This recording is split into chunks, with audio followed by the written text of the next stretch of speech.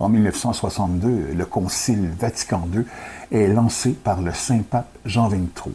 Celui-ci, sans trop le savoir encore, allait transformer de manière majeure l'Église catholique en la tirant vers ses origines en faveur des exclus et des pauvres.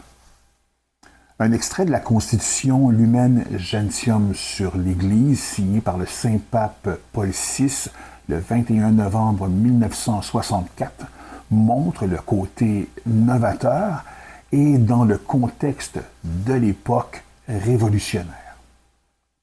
Je me permets de vous lire quelques extraits et de commenter aussi en même temps.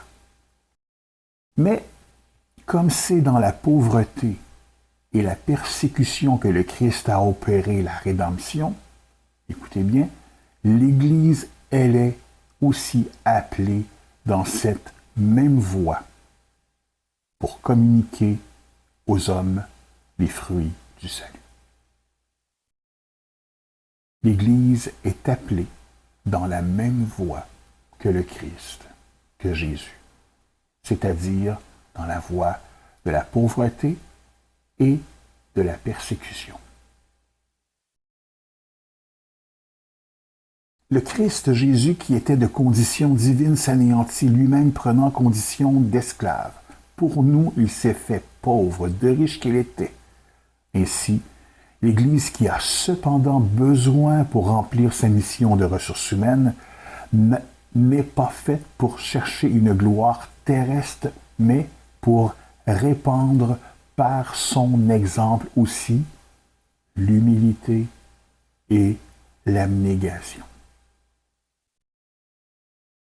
On voit que l'Église ne cesse de faire acte d'humilité depuis le Concile Vatican II. Et c'est justement dans cette voie-là, telle que stipulée dans Lumen Gentium, qu'on travaille aujourd'hui. Je poursuis. Le Christ a été envoyé par le Père pour porter la bonne nouvelle aux pauvres, guérir les cœurs meurtris, chercher et sauver ce qui était perdu. De même, l'Église enveloppe de son amour ceux que l'infirmité humaine afflige. Bien plus dans les pauvres et les souffrants, elle reconnaît l'image de son fondateur pauvre et souffrant. Elle s'efforce de soulager leur misère et en eux, c'est le Christ qu'elle veut servir. Mais tandis que le Christ saint, innocent, sans tache, ignore le péché, venant seulement expier les péchés du peuple, l'Église, elle, enferme des pécheurs dans son propre sein. Elle est donc à la fois sainte et toujours appelée à se purifier. Elle est toujours appelée à se purifier, poursuivant constamment son effort de pénitence et de renouvellement.